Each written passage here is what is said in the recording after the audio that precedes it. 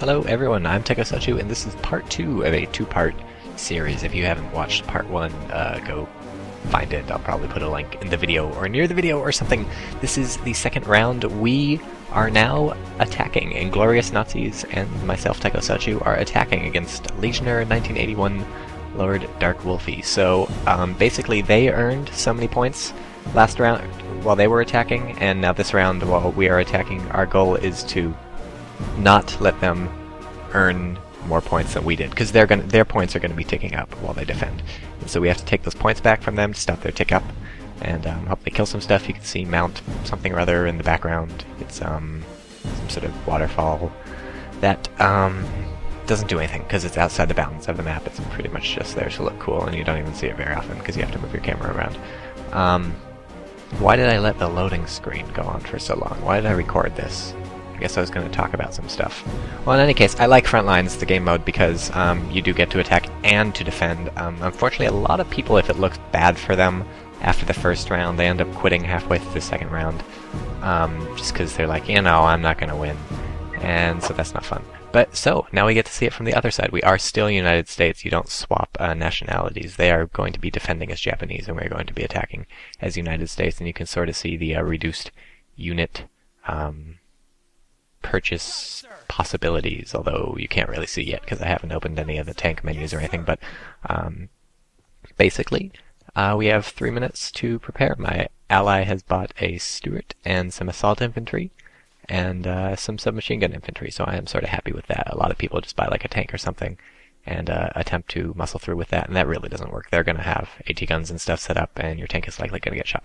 So I find the best way to attack is to probe as many parts of their defenses as possible, as quickly as possible, to find the weak points, to find the strong points for you to assault from. And to do that, I just buy as many infantry as I can, spread them all out, and 99% of them die. Eventually 100% of them die, but the idea is how far do you get before you die? And so that's the important thing. And so you see in the upper right, they have 2,000 points. They're already ticking up, and if they surpass 6,787, we lose. Also, you see in the upper right, probably didn't mention this last time, that little coin thing. I guess those are coins stacked on each other with the 2 minutes 40 seconds timer. That's the payday countdown. So once that gets down, we'll get some more points, and that keeps ticking and ticking, so we get periodic reinforcements. So these are all the tanks I can buy. The heaviest is a Sherman 76W or a Sherman Jumbo, and then these light vehicles, you really only get 3. And in terms of artillery, the M8 Scott is the only thing you can get. That's basically an artillery tank. A light one, but I don't know why my ally is crawling around like that. I don't know if... Well, you can read what I'm typing yourself, because this is Inglorious HD high definition. I prefer not to prone right off the bat when I'm attacking, because I am going for speed over survivability. My men are going to die. I know it. They know it. They might not know it. I haven't really told them about it. But right now I'm having my men do push-ups because that'll get them prepped for the battle. But I prefer to get as quickly as possible to the opponent's front lines. If you just crawl around, you're likely just going to get shot because they're ready for you and they're waiting for you. It's going to be like D-Day. When we got off the boats in D-Day, we did not just crawl on the beaches. We ran around and got shot quite a bit. That was not fun, I imagine.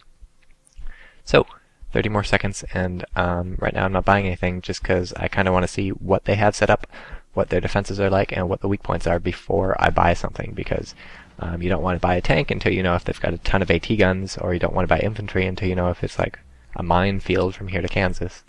But my ally's doing the other thing. He's buying as much stuff as he can, and that's, I guess, a valid point too. He's got a jeep and a light tank and a couple infantry squads, so I know I was saying assault infantry are really useful in the last match, but I start off the bat with some cheap stuff just to probe the defenses, and right off the bat I get them moving forward. You see I split them into twos. That of course is so I can cover more ground and see where things are going. I did not double click for most of them. I would just single click so that they would shoot back when they're engaged, but once they start doing that, once I have an idea where the enemies are, then I usually move forward really fast. Already the fighting is fast and furious, people dying all over.